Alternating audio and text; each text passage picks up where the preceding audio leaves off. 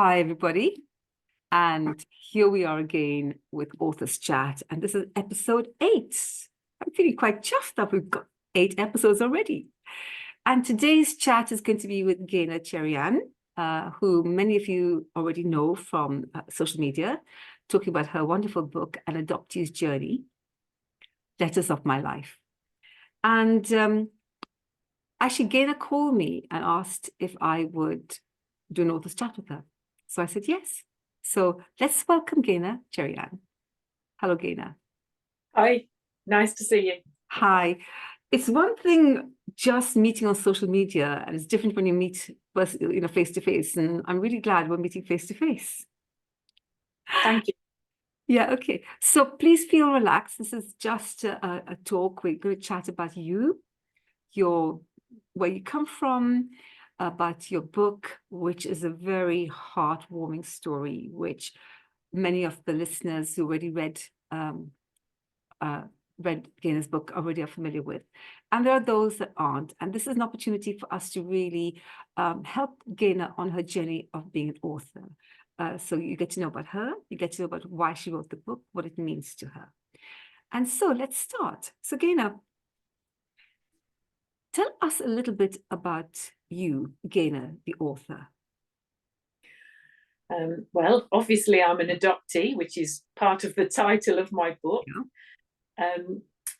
I always wanted to tell my story, but only really for my family, so that my grandchildren and future generations understood. I actually don't think I realised I was going to turn it into a book. Yeah. But it's still the best thing I've ever done. And I'm loving the process and becoming an author and meeting new people. It's been amazing. It's been a wonderful journey. It's 12 months since it was published. Okay. Yeah, thank you. So almost Christmas last year. Yes, it was. Yes, yeah. Correct. What a lovely gift for you and your family. Actually. Yes, thank you. Yes. Yeah, it's a great gift. So your story, it's written in a very particular format that none of my other authors have written. Tell us how you came to write in this particular format. Well, I don't feel like I'm a natural writer. So I was struggling to work out how to put my story down on paper. And I didn't want it to be boring, just this happened, that type of thing, list a lot of stuff. I wanted it to be more interesting. I went on a short writer's course, and someone introduced me to that form of letter writing, and told me about some other books in that format, which I read and thought, wow, this is something I can do. I've always enjoyed writing letters. And they'll be short and easy for people to read, and it won't be long, lengthy like chapters and so forth. Yeah. So I started and found it just right for me, and it was exactly what I wanted. Yeah, I do like the fact that they are very short letters, and in fact they're more impactful because your mind doesn't wander off anywhere. It's very much to the point. It's a specific topic that you're talking about. So let's start with hearing one of the letters in your book that means a great deal to you. Thank you. Right. Obviously, as you know, I've written many to lots of different people. Yeah. Some people I know, some people I don't know. Yeah. Some people I'm never ever likely to meet. Example, the Prime Minister. Yeah. But I thought I'd read one that was important to the book and to me, really. Okay. So it is one to my birth mum, my birth mother. At the beginning of each letter, I've put a little quote. Mm-hmm. So I will read the quote first before I start the letter. This one is, the quote is, "A moment in my arms, forever in my heart. Dear Mum, I have so much to say to you, it will probably take a few letters. But most importantly, I am happy I found you 28 years ago. We've spent those years building a relationship. Not all plain sailing, but families never are. I do feel we are great friends now, but we both have separate issues due to the circumstances of my birth. I've always understood why you couldn't keep me, but the hurt on all sides doesn't go away completely, does it? All my life, I thought of meeting you and imagined what you would be like, especially on my birthday. I felt a piece of me was missing, not knowing where I came from. Always desperately hoping I had come from love. When I received my adoption file, my detective skills worked out that you had gone on to marry my dad. How amazing. The questions in my head were endless. Did you want me to find you? What had happened in your life? Did you have more children? Once I was sure I'd found you, I got your telephone number and couldn't wait to contact you. But I was very apprehensive. I was shaking so much that Paul had to make the initial phone call. To this day, he jokes, how many son-in-laws speak to their mother-in-law before her daughter does?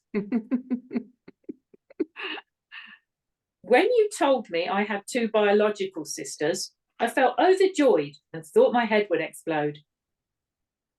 Even though you and Dad are no longer a couple, to find out at last that I had come from true love, wow, that was all I ever dreamed of. So many emotions, I couldn't process everything. All the timings worked out for us. You and Dad were able to come and meet me within a few days of that first phone call. You were able to meet your 3 grandsons and share photographs of my sisters, Emma and Amy. Suddenly, things made sense. I looked like Dad. Richard's brown eyes were the same as my sister's. Jigsaw pieces were finally slotting into place. After all these years and time spent apart, it doesn't hurt quite so much.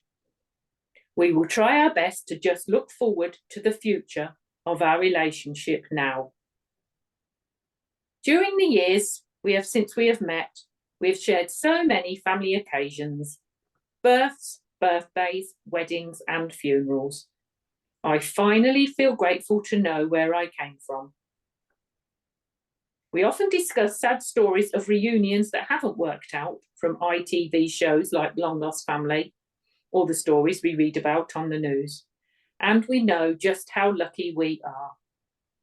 With all my love, Gaynor, your baby, Cherieann. Absolutely beautiful letter. Really is a lovely letter. Thank you. Yeah. And do you still write letters to people? Yes, I do. I wrote one today, funnily enough. Yeah, I wrote one today to put into somebody's Christmas card. And I always try and write one to my husband, probably on anniversaries. Yeah. Started a family tradition of writing to my daughter and son-in-law on their wedding anniversary.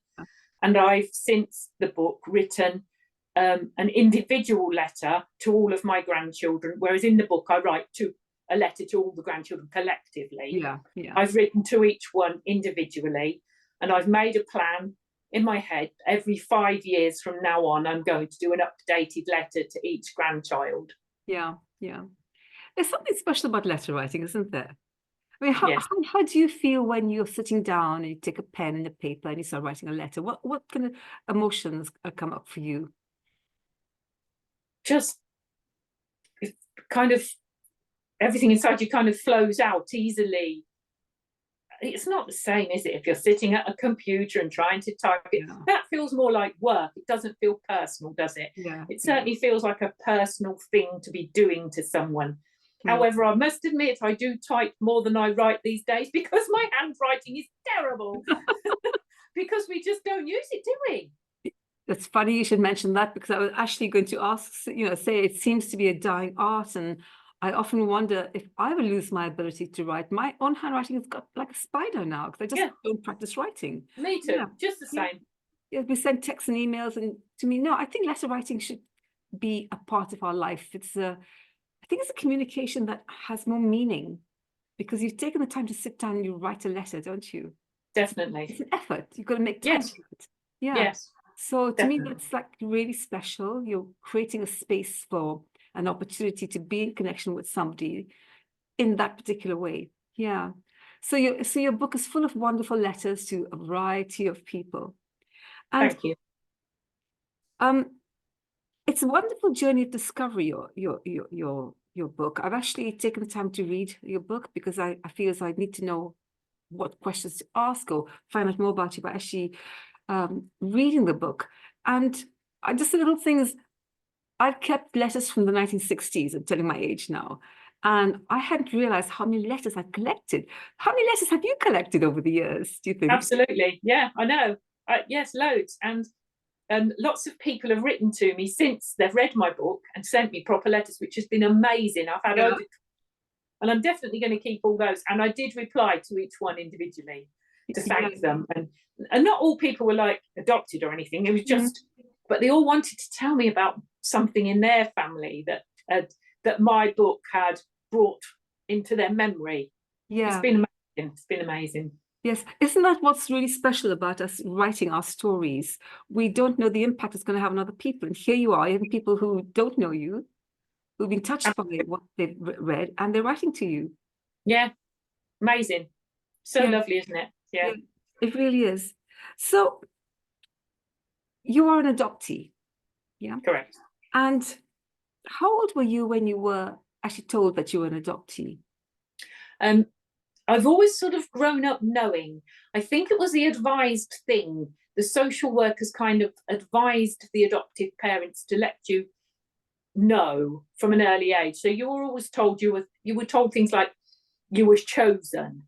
That was a classic phrase. Yeah. So that you grew up knowing that. You didn't know what it meant until you were a little bit older, and then you just got explained the basics. And that's how it was with me and my sister, my adopted sister, who came after me. So we always grew up just knowing we were adopted, and the basics of that someone else had given birth to us and couldn't keep us.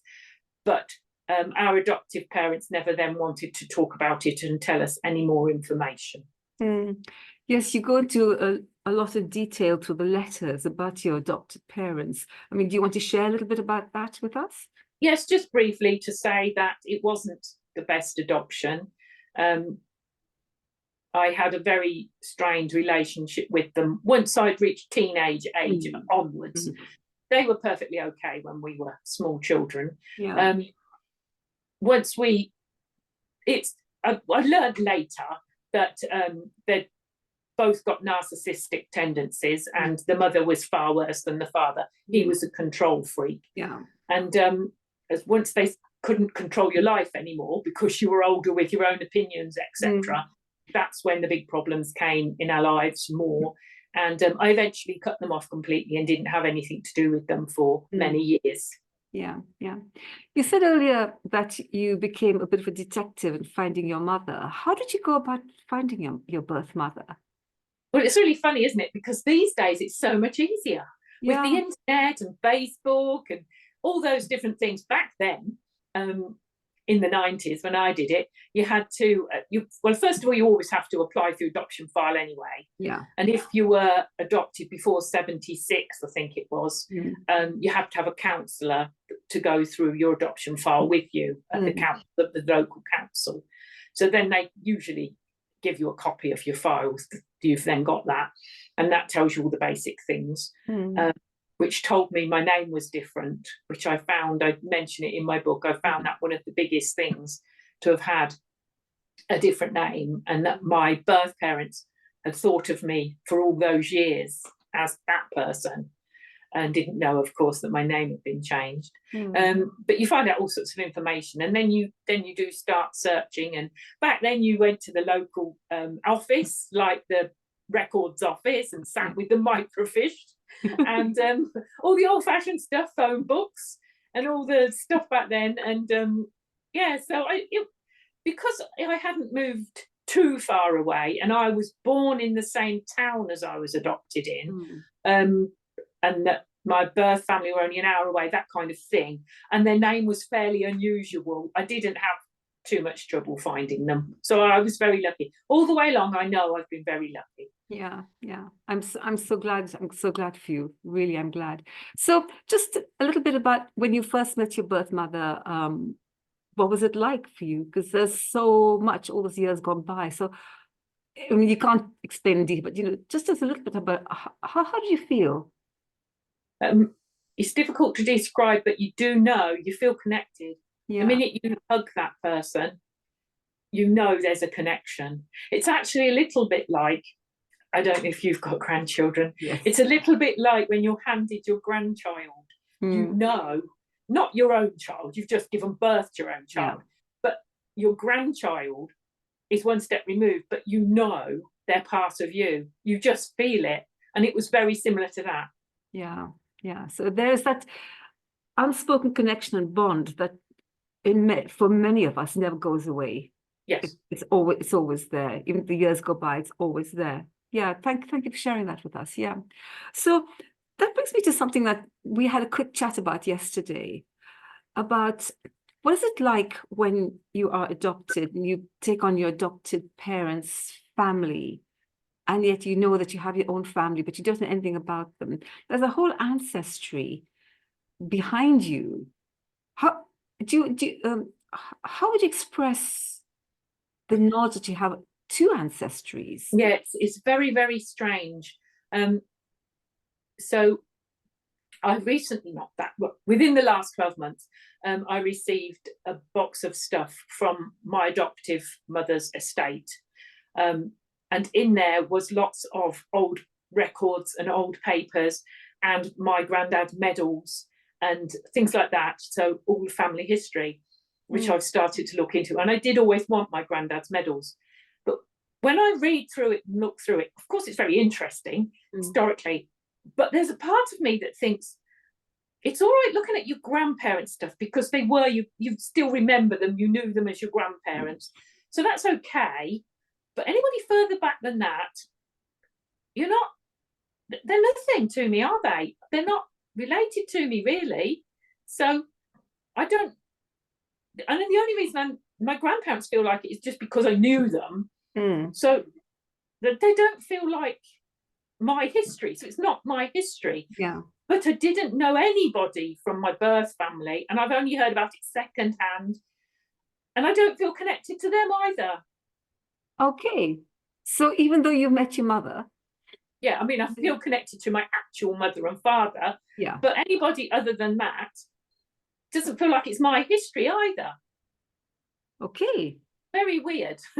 That is because I would have thought that maybe you've met your mother and therefore she's got all that family and history and your father, Yeah, your birth fathers. So there's a long history yeah. behind you. So you have all those ancestors to look back at and begin to see, okay, this is how I They am don't today. feel like they're And mine. It's you don't really feel like that. strange. Now Yeah, they that is just don't feel extraordinary. like they're mine. Yeah. Uh, would you know the reason why you don't feel like that? No, I no. It's kind of just because I've let. It feels like You've led two separate lives. Yeah, It's really, yeah, really, yeah, yeah. Because in a way, family genes come down through us, even though we may not be connected to them at all. Yeah, yeah, we have habits of our natural families and maybe even the adopted families, so they are almost inherent in us. And yeah. so, for you, there was no connection, just your mother. Not like that because you just get dropped in it at the age of 30 something. Yeah, yeah, Dropped into it. So it's not like you've grown up with it and learned all about it and been there and heard about these people and met some of them. And it doesn't, it's really strange. It doesn't feel like that's other than I mean, my birth mum feels like my birth mum yeah, and my sisters feel like my sister, but anything further back than that doesn't feel yeah, like it was my family. It's their family, not yeah. my family. It's really strange. So, in a way, it may sound a bit outrageous to say, there's it's a freeing feeling. Maybe there's a sense of, okay, I am who I am as I am right now. It doesn't matter Yes, where I came from. yes. I know what you're saying. Yes, I get completely what you're saying. And you have to think, my family's my family, my children are my children, my grandchildren are my future. Yeah, Yeah. And it's all about not looking back because there's no point looking back, is there? yeah, yeah. So you will now create your own brand new family tree in a way. You start Correct. from scratch. Yes, that's quite what it feels like, because it's very strange. Because yes, if you were doing a family tree, my kids had done family trees at school and stuff. And who do you put on it? You see, on my side, who do you put on the family tree? Yeah, yeah. So that brings me to something that we were talking about. The government are going to make an apology. No, we hope the government hope. are going to make an Yeah. apology.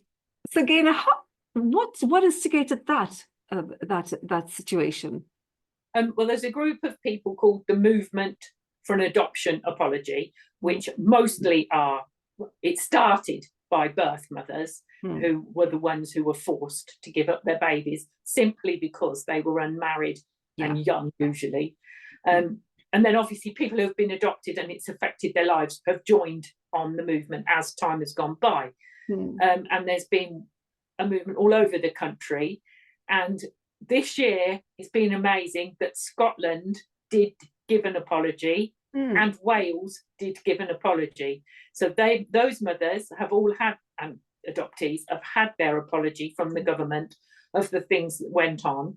But Westminster are refusing to do it. So all we can do is hope that we stand a chance with the next government. It is only an apology and some help that they're asking for with people who would still want to trace and people who need counselling. They're not asking for compensation. They're not asking for, millions of money. They're just asking for some help and an apology. And Scotland have done it and Wales have done it.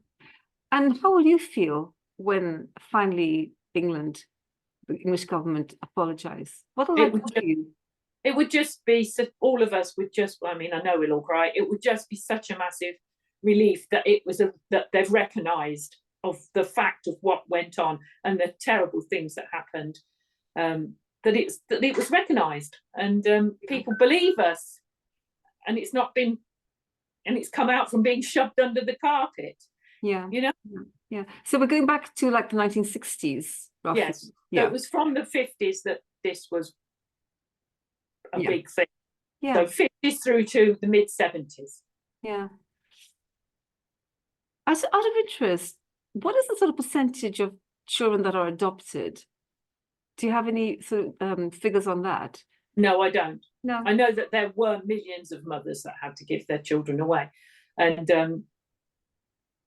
and in most cases, of course not all cases, in most cases it was to do with their fact that they were young, unmarried, and so therefore there was no support for them. So you weren't allowed to be employed if you'd got a baby. No one would have you. So then people didn't take them in the nurseries because she was an unmarried mother. So what did you do with your child? So you couldn't keep it. Most families didn't want to know. They said, do not darken our doorstep again if you come home with that baby. So that was society and our government and the National Health Service, all of it put together. Yeah. So it was a very, very tough time for young women. Yes, it was. And it doesn't matter what the reason was as to why they became pregnant. It was just pretty horrific. Yes. Families, people, young lives torn up. Basically, young lives torn apart. Yeah. Some were genuinely in love with their boyfriend, but because they were too young, they weren't allowed to marry. Some obviously there were awful cases, they were raped and things like that. But no matter what circumstances, they were treated all the same.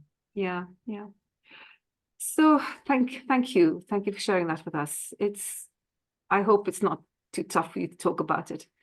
No, the book has helped me so much, and I've come through a stage, I feel. Yeah. So I can talk about it now. Thank you. That's good. So I know I'll repeat the question again, but as you wrote your letters and finally published your book, An Adoptee's Journey, Letters of My Life, how are you really feeling now? I mean, you have been expressing, but how do you feel? It's you've expressed yourself in the written form. People know about you, what happened in your life. How does that make you feel? Well, that added to the fact that the adoptive parents who I had a bad relationship with have died as well now. So therefore, the whole thing put together, I just feel completely lifted and relieved and like I can just get on with the rest of my life and not burdened. by it. I mean, there's such a thing as adoption trauma. Other people in our group have written books about that, and it is a real thing, and it affects people in different ways.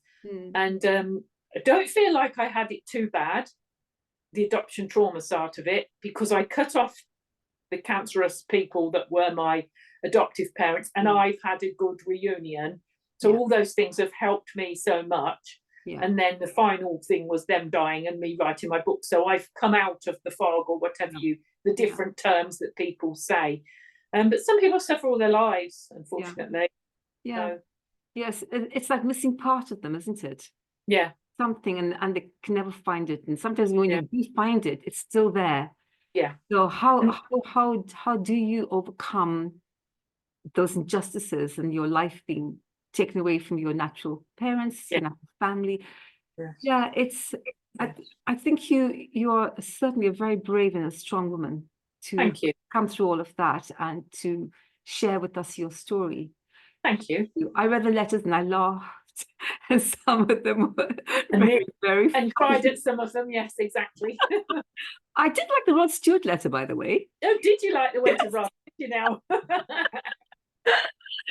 I just love Rod Stewart. He's an amazing character. I have seen him 3 times on stage, actually. I do like. Yeah, I've seen him a few times. Yeah. So, do you think, having written this book, there will be a follow-on story at all? No, I don't. No, I do feel I've done it for me. I've done it for my grandchildren. I've said all I wanted to say. And as I said to you, I will still write letters to them throughout the years as I get older and they get older. So they've still got special letters, as well as a copy of my book each. But no, I'm like I said originally, I wasn't a natural writer. I'm not going to be writing a novel or anything like that. It isn't me at all. I'm an avid reader. I absolutely love reading, and I enjoyed the process of writing really a lot. Yes. But I don't feel I've got anything else to say in a book, you know? Yeah. It's interesting because letter writing has been quite an art form for many writers, and what I think one of the most famous English letter writers was Elizabeth Barrett Browning. Yes. Yeah. And actually, before I came on the screen to you, I found a letter that she'd written. I'd love to read it out to you if you don't mind. Oh, yes, please. Love that. And everybody else. It's a letter to Mrs. Boyd. I don't know who Mrs. Boyd is. It's from Hope End, where she lived, Saturday morning, 1828 to 1832. Right. My dear Mrs. Boyd, you were quite wrong in supposing that Papa was likely to complain about the number of letters from Malvern. And as to my doing so, why did you suggest that? To fill up a sentence, or to conjure up some kind of limping excuse for idle people? Among idle people, perhaps you've written me down, but the reason of my silence was far more reasonable than yours. I had been engaged in alternately wishing in earnest and wishing in vain for the power of saying when I could go to Malvern, and in being unwell besides. For the last week, I have not been at all well, and indeed was obliged yesterday to go to bed after breakfast instead of after tea, where I contrived to abstract myself out of a good deal of pain into Lord Byron's Life by Moore. Today, this abstraction is not necessary. I am much better, and indeed little remains of the indisposition but the vulgar fractions of a cough, and indeed, I dare say, and a cold. Oh, sorry, yes. I dare say, and Osita, don't know who that is, agrees with me, cold was at the bottom of it all, for I was so very wise, I find that strange, as to lie down upon the grass last Monday, when the sun was shining deceitfully, though the snow was staring at me from the hedges, with an expression anything but dog daisical. I mean, their letter writing really went into such detail, but I just love the words that I used. Yes. Oh, it's such old, lovely language. But of course, they would write about the smallest little things, because we ring people up. Yeah, we do. We started with the telephone by speaking to them and saying those things on the telephone, didn't we? Then now we're moved on to messaging, emailing, texting, and all that kind of thing. But even back in the, back then in the, whenever the telephone came into being and houses started to get them and everything, that was the way you communicated. But before that, that's what they would just just a general chatter to somebody you would be speaking to, your whoever, your next door neighbor or whatever. They wrote them letters. Really funny, isn't it? Oh, but they're wonderful because it really gives a sense of place and time through their Yes, letters. doesn't Really. I mean, this word daisical, it's something to do with lacking in spirit. Dog daisical. The Yeah. dog is worn up because it's too hot. He's there lying on the ground. We sometimes say lackadaisical. Yes, exactly. Yeah. That Yeah. word came up, lackadaisical. Yeah. Yes, so I just love her letters. I've always been a fan of hers. So Yes. yeah, letter writing. Let's keep writing. Let's start writing letters. Let's keep writing letters. Even sometimes you think, oh, I've got nothing to say in a letter. Really? But you've got lots to say on the phone. When you start though, you suddenly think of Yeah. things, don't you? And it comes to you. Absolutely. Yeah. So Gloria, sorry, Gaynor. Gloria Gaynor. So Gaynor, as a I can't sing like her, sorry. No, neither can I. So, as a newly published author, do you have any advice about the process of writing a book in your form? And how do you go about promoting a book as well? Well, the writing in my form, I would recommend it to anybody who is, especially, start by doing that. And if you don't like it, go to a different format. Because I did naturally not a writer. I did find it an easy way to write. So yeah, I would recommend that to anybody wanting to start doing, something. Even if you use it like as a diary entry type of thing to start you off and to keep your notes and things like that. So from that point of view, and yeah, just the self-publishing was just easy to do with the help of the wonderful groups that we belong to. Write that book, Michael Heppel and Matt Bird and people like that. Couldn't do it without these people, and you just need help, don't you? And go to the right places and people will help you. Yeah, absolutely, yes. So as we come to the end, I would love you if you could share another letter from your book. Thank you, yes. Please. I'd love to share one to finish off with. I chose one. So I chose the one that I wrote to myself. Okay. So the quote at the top, like I told you already, I did a quote on them. So the quote at the top is, "You'll achieve far more personal satisfaction trying to impress yourself than you will by trying to impress someone else." That's by Corey Livingstone. Okay. "To me, myself, and I. Why not write a letter to me? There's no rules when writing your own story. It's my story. I can do what I like. Dear Sherry, this was the name you were given by your birth parents, with Anne as your middle name. But by 6 weeks old, it had changed. What would life have been like for Sherry, I wonder? You would have grown up in a city, not a town, had all your birth family around you. Would your parents have stayed together? Would they have had 2 more girls? The questions are endless. But what ifs are a useless waste of energy. Everything happens for a reason. You wouldn't have met the people you know. You would not be this person. You would be someone else entirely. So no looking back and no regrets for the girl that wasn't to be."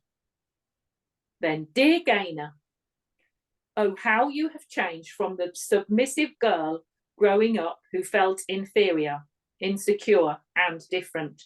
You would hardly recognise her. You are now happy, outspoken, and a confident woman. It has not always been easy, and still isn't on occasion. But with the love from your wonderful husband, Paul, your children, and loads of amazing friends, you are transformed. It has taken years and a lot of life experiences, good and bad, to be in this perfect place you are in now. Remember, Gaynor, adoption doesn't represent who you are. It is just part of your life's challenge. Of course, things will change in the future. They always do. But for now, at least, you are healthy and happy. Long may it continue. Love from me." I love that. Thank you. Do you know what, again, I think that might be a really good idea for each of us to think about when we're feeling a little bit down. Write to ourselves, cheer ourselves up, Tell Yeah, us what we're great thing. great. Yeah, We're great. We're doing well. yeah. Even just reading that back's cheered me up, you know. I can see it in your face, a big happy smile on your face. It's wonderful. Thank you. Thank you. So as we come to the end, thank you, Gaynor, for joining me on Authors Chat. And I hope that as you go forward into the future, there'll be lots of happiness for you and you will continue to write letters to everybody. And I'll send you my address and please write me a letter. I will. I will. Thank you so much. I will. Thank you. Please do send me your address. I would love to write. I will do. Thank you. And thank you to all our listeners for joining us today with Gaynor Cherieann, an adoptee's journey, a very heartwarming story told through her letters.